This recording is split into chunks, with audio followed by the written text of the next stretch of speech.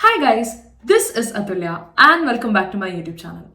In today's video, we are going to discuss an interesting topic, that is the differences in the work culture between India and Australia.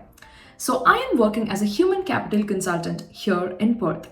And before this, I was working in leading IT companies back in India in places like Chennai and Bangalore. As someone who has worked in both the countries, I have noticed that there are significant differences in the ways people work, people communicate, and interact with each other. So, we are going to discuss those differences. In the end, I'm also going to discuss a few commonly used slang here in Aussie workplaces. So, watch this video till the end for some fun and interesting new words. So, let's get started. The number one on my list is the hierarchy. In India, we have a strong hierarchical structure and people are expected to follow a chain of command. Whereas here in Australia, we have a more egalitarian approach and you'll see that people tend to be more relaxed and informal. This also means that in Australia, it's very common and it's more acceptable to challenge the authority and express your opinions. Whereas in India, it's considered disrespectful to question your bosses or your superior. Something that I noticed in myself is I feel really reluctant to put a different opinion in front of my managers or my seniors here, whereas an Aussie graduate in my team does it with ease. So, this is something that happens because of the conditioning that you received in your previous workplace, and it takes time to get accustomed to the new one. You'll also notice that here people are extremely friendly and they do engage in personal conversations, and not just within your level but also in different levels. Essentially, what I'm trying to say is people here don't give a lot of importance to the titles, and everybody is given equal importance and everybody's opinion is valued. Point two on my list is the approach towards time management. In India, punctuality is not always the first priority, and people tend to work for really long hours. Whereas here in Australia, punctuality is highly valued and people tend to work effectively to get the job done in that reasonable amount of time.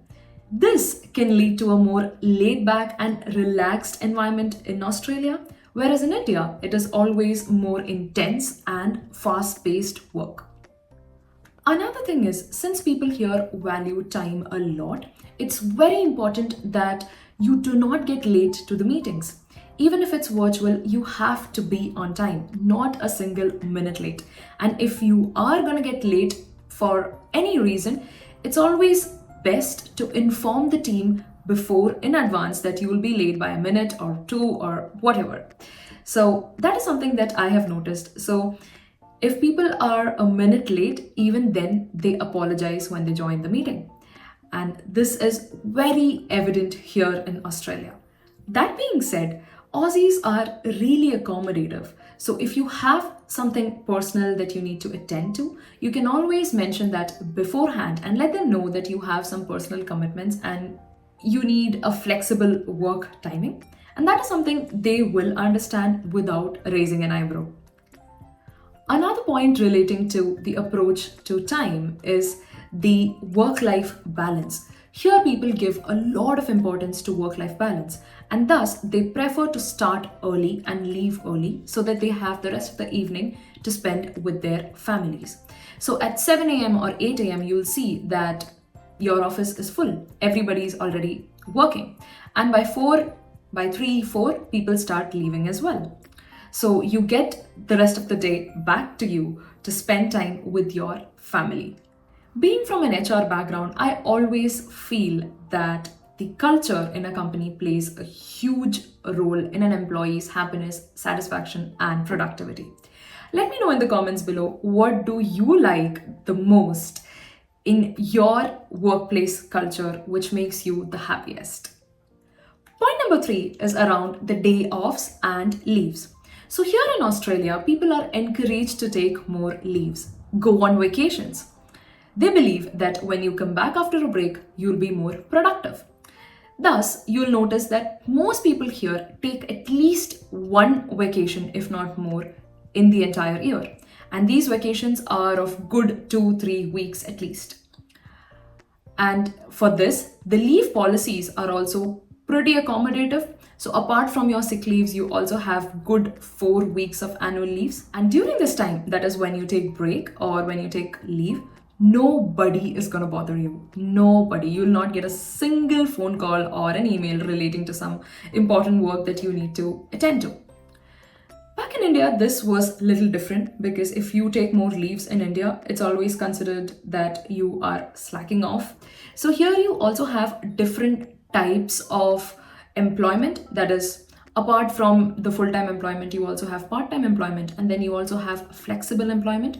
So in flexible employment, you can work for 2 days or 3 days a week, which is pretty cool. Here, the culture itself is very accommodative to people's personal preferences and personal situations as well. So that is really good. My next point is around the communication style and feedbacks. So in India, the communications sometimes, if they are negative, people don't really express their opinion bluntly, mostly to make sure that the other person is not hurt. And in this, I'm specifically referring to the performance feedback or the year-end performance review and things like that. But here in Australia, people tend to be more direct and straightforward, and nobody takes it personally. They understand that this is important for them to perform better and for them to grow in their career. Another thing that I've noticed here is people are very good at saying no. That is, the art of saying no is something that most people know here, and this, I believe, is really important for you to grow and flourish. And the best part is, nobody really takes it personally. The next thing around this is the timely feedbacks. These are really common. For every project you get a feedback. You have coaches assigned to you with whom you discuss your progress, your performance constantly, almost on a daily basis, if not on a timely basis. Back in India, we did have 360-degree feedback, but of course, all of us know that it just used to be a website wherein we just fill in the information and never read about it. Conversations never happened on those, and we used to fill them right before the appraisals. So it was just a procedure that was there in the process, in the HR process, but people did not really take it seriously as something that I used to feel. So those are some of the differences that I have noticed and witnessed so far. And now let's move on to the next segment. So in this segment, we are going to discuss some unique Aussie slangs.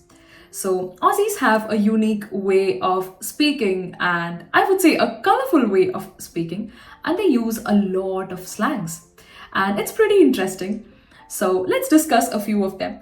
So the number one word or phrase on my list is fair dinkum. So this is used when you need to refer something that's really honest or genuine. For example, to use it in a sentence, we can say something like, I know it's been a tough week, but fair dinkum, we did make a great progress in the project. The second word on my list is ripper. So this is commonly used when we need to say that something was great or excellent. So to use it in a sentence, we can say something like, thanks for organizing that team building activity. It was a ripper idea. The third word on my list is arvo. And arvo means afternoon. So to use it in a sentence, we can say something like, we have a meeting this arvo.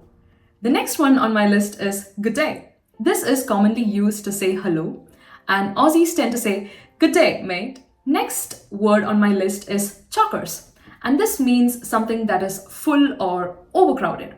So to use this, you can say something like, sorry, I won't be able to fit in this meeting today because my calendar is chockers with back-to-back appointments till 5 p.m. Next on my list is squiz, and this means to take a look at something.